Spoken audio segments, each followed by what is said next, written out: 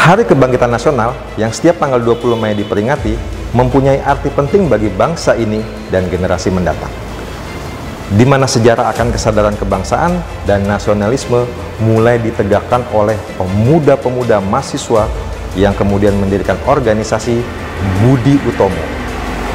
Namun, informasi tentang organisasi ini masih banyak hanya sebatas tentang organisasi pergerakan dan tokohnya Dr. Sutomo. Sedangkan, bagaimana media cetak menjadi alat perjuangan organisasi dan para tokohnya belum banyak diketahui oleh khalayak. Lantas, bagaimana peran pers dalam pergerakan dan perjuangan organisasi Budi Utomo? Yuk kita cari tahu.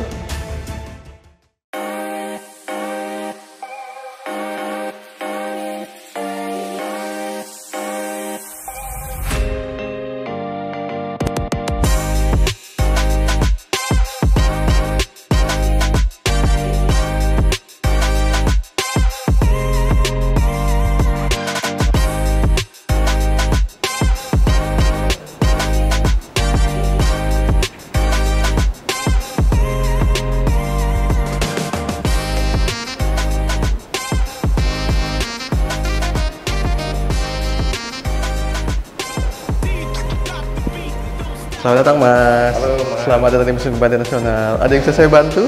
Ini Mas, saya mau lihat-lihat sejarah berdirinya pergerakan Budi Utomo seperti apa. Oh iya, betul sekali Mas. Jadi Budi Utomo itu memang berdiri di Gedung Stovia ini. Jadi Gedung Stovia ini merupakan saksi bersejarah di mana organisasi modern pertama yang ada di Indonesia itu Budi Utomo didirikan.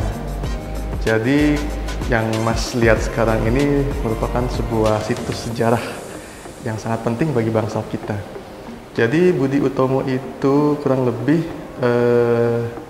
didirikan pada tanggal 20 Mei 1908 oleh para siswa-siswa Stovia. Nah, jadi yang Mas lihat sekarang ini sebenarnya sekolah di mana para siswa Stovia tersebut menempuh pendidikan sebagai seorang calon dokter. Jadi Stovia ini merupakan sekolah kedokteran yang khusus bagi Bumi Putra. Dan kebetulan pada tahun 1908 tersebut, para siswa-siswa tersebut, terutama Sutomo, sebagai salah satu pelopor pendirinya Budi Utomo, mendirikan organisasi Budi Utomo tersebut. Kalau yang melatar belakangi berdirinya Budi Utomo apa?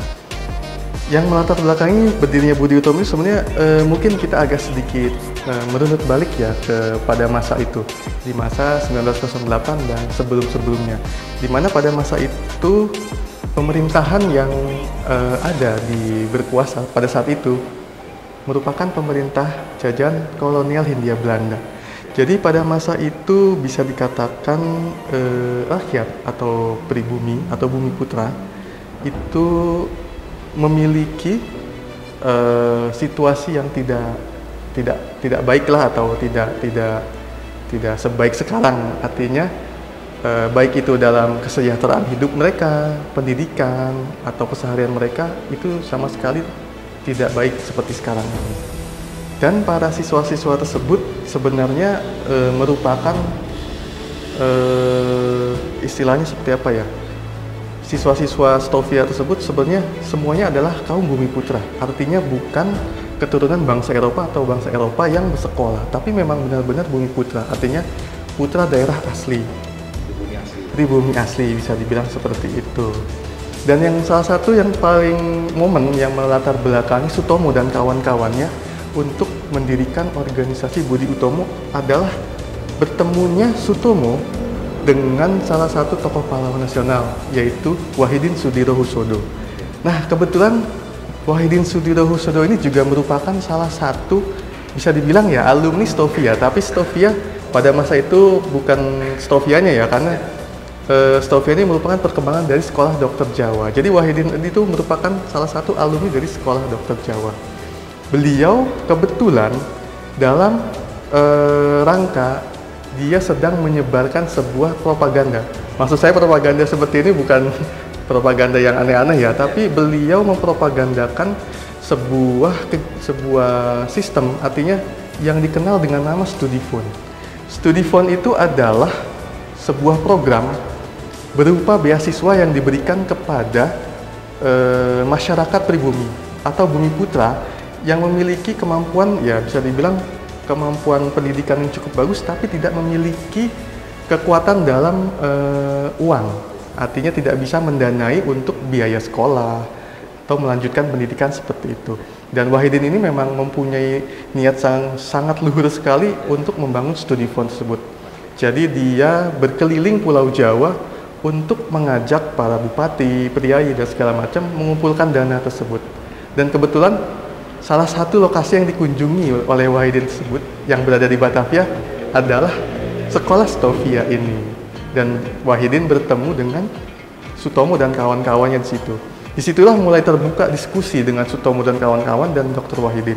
Nah, selepas dari kepergian Wahidin untuk melanjutkan studi fondnya itu, Sutomo dan kawan-kawannya pun bergerak dengan cepat. Artinya dia dan kawan-kawannya berpikir bagaimana mewujudkan gagasan luhur yang sudah dia diskusikan dengan Wahidin tersebut menjadi sebuah kenyataan.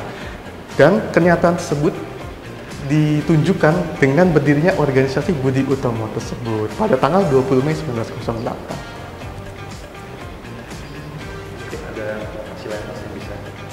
Oh iya, kita akan lebih banyak bicara tentang Budi Utomonya mungkin nanti ya. Mari kita.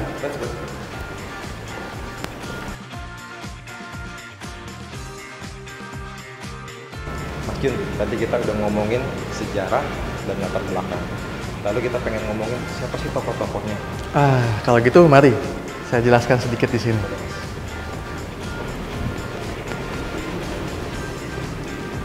Jadi kalau bicara tentang tokoh-tokoh, siapa saja pendiri organisasi Budi Utomo, foto-foto yang Mas lihat di sini merupakan 9 orang pendiri pertama organisasi Budi Utomo. Dan yang menjadi ketua pertamanya adalah Dr. Sutomo. Dan Dr. Sutomo ini merupakan salah satu tokoh pahlawan nasional juga loh, Mas.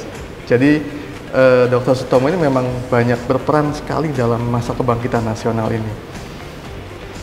Pengurus Budi Utomo ini sebetulnya merupakan pengurus pertama yang merupakan bentukan awal organisasi Budi Utomo yang sudah saya jelaskan ke Mas tadi ya, mungkin yang didirikan di Gedung Stovia ini. Jadi mereka mengajak teman-temannya yang merupakan sesama siswa di Stovia ini untuk membentuk organisasi Budi Utomo. Dan ketika membentuk organisasi Budi Utomo ini sebenarnya masih bisa dibilang banyak juga ya tantangannya ya pada saat itu, karena pada saat itu untuk membuat sebuah organisasi itu sangat sulit sekali, karena pada masa Hindia Belanda itu peran Bumi Putra atau rakyat masyarakat pada saat itu sangat ditekan sekali. Jangankan untuk membuat organisasi, hanya untuk mendapatkan pendidikan dan kesejahteraan yang layak saja mungkin bisa dibilang sangat sulit sekali pada masa itu. Jadi tantangannya yang dialami oleh Sutomo dan kawan-kawannya ketika pertama kali ingin mendirikan organisasi ini tentunya adalah tantangan dari pemerintah Hindia Belanda. Termasuk dari para pengajar-pengajar tersebut yang menganggap Sutomo ini bisa dibilang membangkang karena ingin mendirikan sebuah organisasi seperti itu. Terus juga banyak juga tantangan-tantangan seperti ya masalah biaya, masalah koneksi dan segala macam kepada orang-orang untuk menyebarluaskan ide dan gagasan terkait Budi Utomo ini.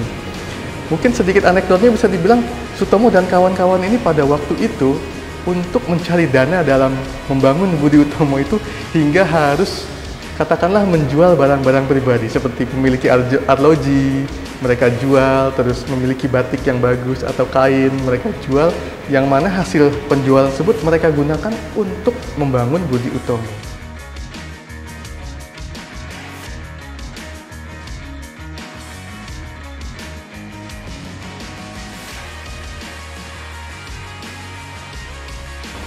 Kita sambil jalan aja, Mas. Ya, mari. Masih banyak yang bisa jelasin soalnya, Mas.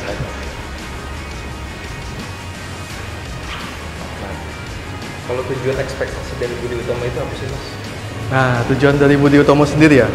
Sebenarnya kan tujuan awal dari Budi Utomo itu bisa dibilang waktu dari awal saya jelaskan ini merupakan sebuah gagasan basicnya ya. Landasannya adalah gagasan yang didiskusikan oleh Dr. Wahidin dan Sutomo pada saat itu. Dr. Wahidin yang menggagas studi fund saat itu sebenarnya ingin membuat bangsanya atau masyarakatnya pada saat itu, terutama masyarakat pribumi atau Bumi Putra, agar bisa mendapat pendidikan yang layak dan sejajar dengan bangsa-bangsa lain. Kalau bisa dibilang khususnya dengan bangsa Eropa yang saat itu menjadi memerintah sebagai pemerintahan kolonial Hindia Belanda saat itu di sini.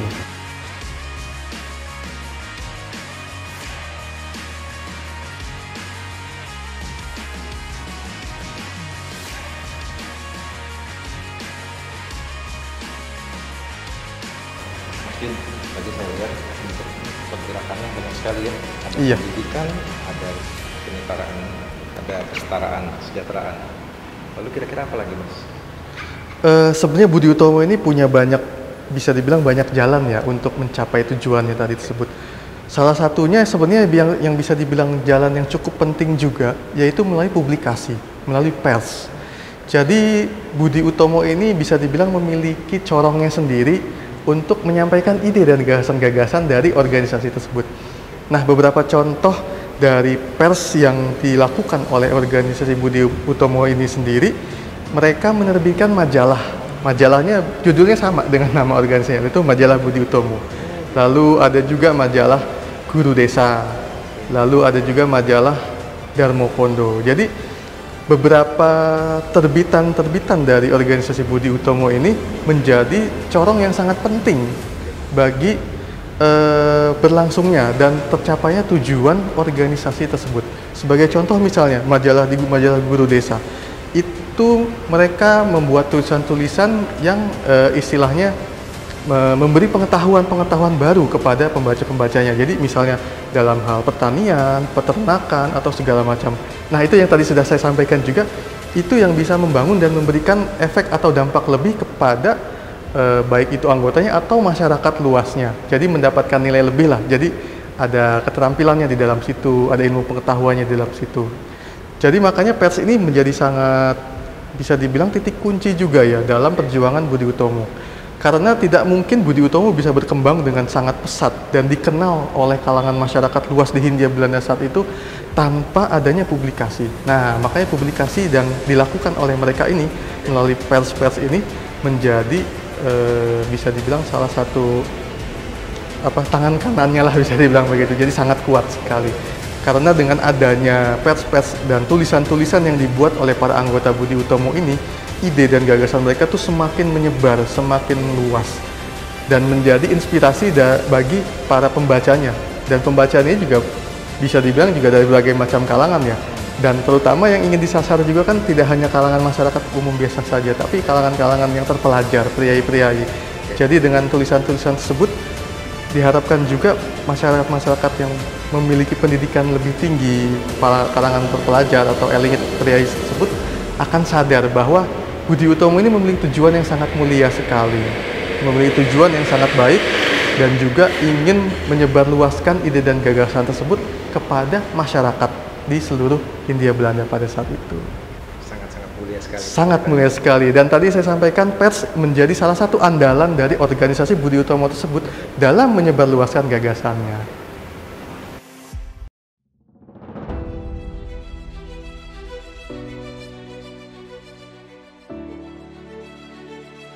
Publikasi menjadi hal yang penting bagi organisasi Budi Utomo untuk menyebarkan sebuah gagasan. Selain menerbitkan beberapa media cetak, tokoh-tokoh Budi Utomo juga aktif dalam menyumbangkan tulisannya di media. Di antaranya adalah Dr. Wahidin Sudirohusodo merupakan redaktur majalah Retno Dumila sejak 1901. Kebanyakan tulisan dalam Retno Dumila sejak saat itu bercorak kebangsaan dan hanya terbit dalam edisi bahasa Jawa.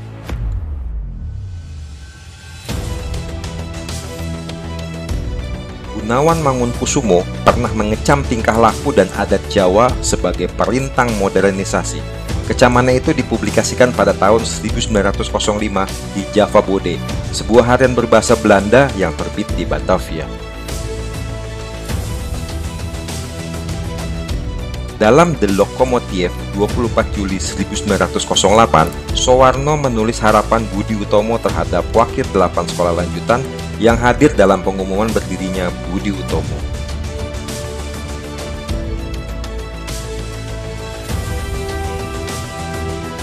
Dr. Sutomo menerbitkan bulanan Suluh Indonesia, Mingguan Suluh Rakyat Indonesia, dan bulanan Kromo Duto yang kemudian berganti menjadi mingguan Suara Umum, lalu setelah itu berganti lagi menjadi Penyebar Semangat.